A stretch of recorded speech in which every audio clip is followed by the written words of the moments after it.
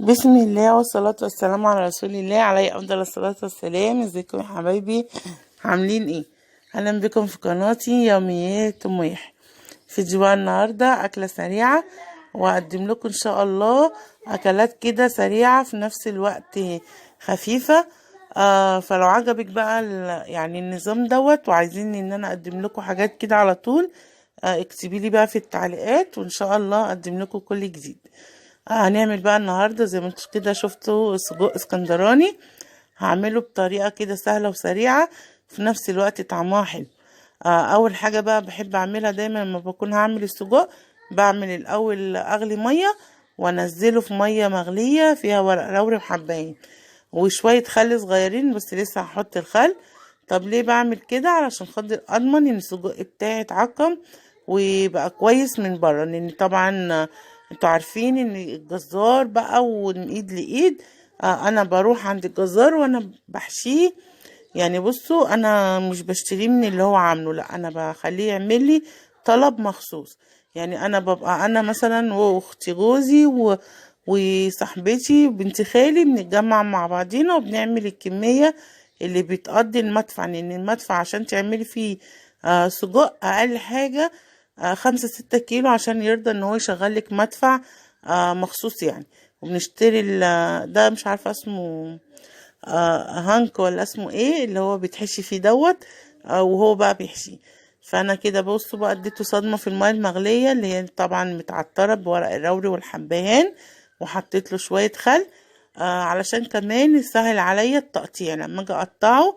لاني جربت مرة قبل كده اقطعه من غير ما اعمله كده، بقت اللحمة تبوظ كده في ناحية والجلد بتاع السجق في ناحية تانية خالص.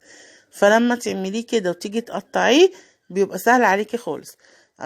طلعيه بقى كده بص في مصفى وتسيبيه شوية اما يتهوى، وبعد كده نقطع الخضار الاول. هيكون هو برد شوية، هيبقى سهل عليكي خالص في التقطيع. بصوا كده يعتبر انا نزلت بقى الزفارة بتاعته وكل حاجة في المية السخنة دي. معايا بقى هنا الطاجن بتاعي ده.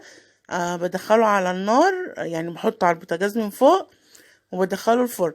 لو انتي مش ضامنه ان الطاجن بتاعك بيتحط على النار اوعي تحطيه لا يتكسر. اول حاجه بقى نعملها نقطع معايا بصلتين.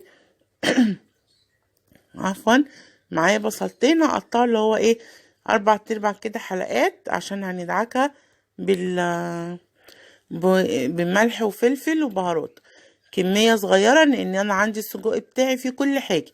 السجق بتاعي يعني برضك حاطة فيه بصل، حاطة فيه فلفل، حاطة فيه توابل.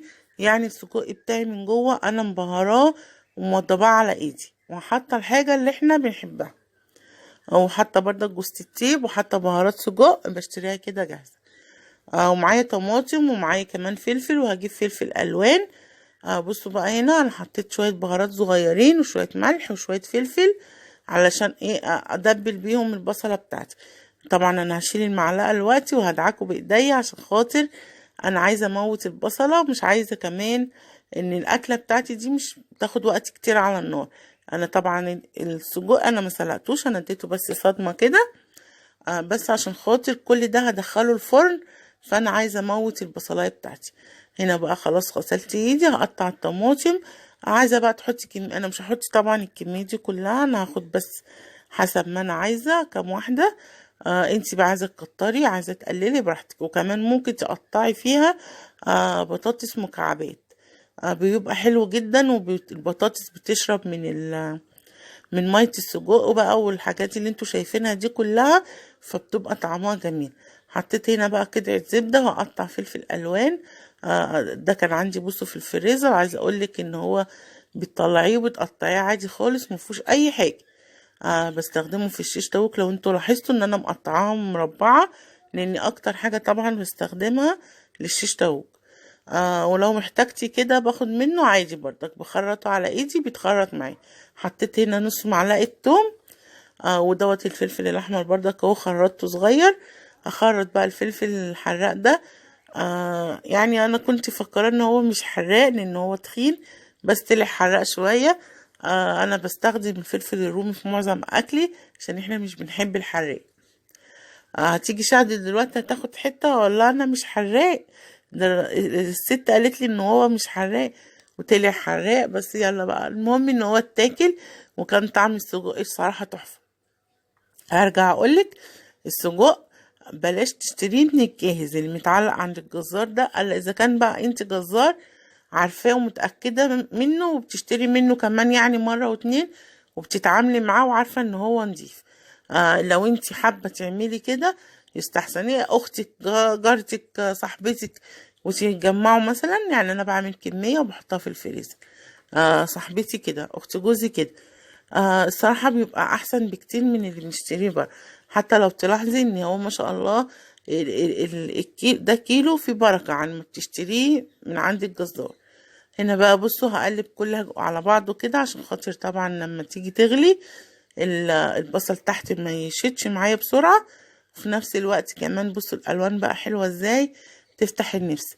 هسيبه بقى على النار ياخد غلوة واحدة كده عقبال ما الفرن بتاعي يسخن. اول ما هيغلي معايا على البوتاجاز هدخله الفرن على طول.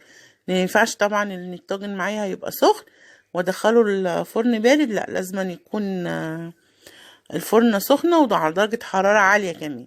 هغطيه، هو اللي غطا كده، هو عامل الصراحة كده زي الحل يعني. الصراحة جميل، وجربت فيه قبل كده برضك الخضار المشكل، طلعت تحفة. كده خلاص بصوا ما شاء الله غلي معايا ازاي. هدخله بقى الفرن. طبعا لما هيخرج من الفرن مش هتلقي يعني اصل الصوص ده هيبقى ناشف عن كده بكتير. طبعا هيبدأ بقى ان هو يغلي في الفرن وينشف. هنحضر بقى الرز. انا كده خلاص دخلته. هعمل رز واحدة واحدة. عايزة اقولك عشان تطلعي رزاية حلوة اللي هو رز واحدة واحدة ده، شوية الرز اللي انت هتحمريهم ما تغسليهمش. طب ازاي؟ ليه؟ طب ما احنا بنغسلش الشعرية، احنا بنغسل الشعرية. لا، وبعدين انا هنا بستخدم نص ساعة طبعا، حاجة نظيفة ومضمونة. لان انت لو غسلتيه اول حاجة هياخد منك وقت طويل عقبال ما يبدأ ينشف ويتحمر. تاني حاجة هتحسي ان الرزاية باشت، وانها بتكسر عن التانية اللي انت حطاها اللي هي المغسولة العادية. فانتي حمريهم دولت من غير غسيل، وطبعا الباقي اللي هتحطيه ده عادي يتغسل. هفضل بقى اقلب فيه لغايه لما ياخد معايا اللون الاحمر الجميل اللي انتوا شايفينه ده. او بصوا ده اللون كده تمام. هبدا بقى انزل عليه بالرز اللي هو المغسول. عايزه اقولك ان هو بردك زي نظام الرز ابو شعريه. حطي له شويه الملح وابدأي حمريه كويس على النار بحيث ان يفلفل معاكي ويتشوح حلو قوي. وتيجي تسقي الميه هيشرب من غير ما يعجن. دي صراحة طريقتي في كل انواع الرز، سواء بقى ابيض بشعرية واحدة وواحدة. لازم انشفه كويس على النار قبل ما بضيف له المية. هسيبه بقى لغاية طبعا لما يستوي، وبعد كده هنشوف الاكل بتاعنا هنقدمه ازاي. والطاجن لما يطلع من الفرن هيبقى شكله عامل ازاي. هقلب وهحط المية، يعني احط له عيار الميه بتاعه وهسيبه طبعا يستوي. احسن حاجه ان انت ما تقلبيش الرز كتير. يعني انت دلوقتي شايفه بدات الميه تطشطش معايا. ليه؟ لان غليها مسخنه كويس. بصوا بقى هنا شكل الطاجن بتاعي ما طلع من الفرن. بصوا ما شاء الله يفتح النفس. والرز بتاعي الواحده بوحدتها باينه ازاي ومفلفل وجميل. هفرغ بقى الاكل بتاعنا، وان شاء الله الطريقه بتاعتي دي تكون عجبتك. وادي الاكل بتاعنا بعد ما فرغته بالشكل الجميل ده. الطاجن عايزه اقولك ان ريحه وطعم مفيش كلام. والشكل كمان بصوا يا سيدي، احلى حاجه ان هو كان طعمه تحفه. فلو عجبك بقى الفيديو متنسيش في الاعجاب والاشتراك وتفعيل الجرس عشان يوصلك كل جديد. بحبك في الله ولا اله الا الله. واشوفك ان شاء الله الفيديو اللي جاي. اوعي تنسي تحطي اللايك. السلام عليكم ورحمه الله وبركاته.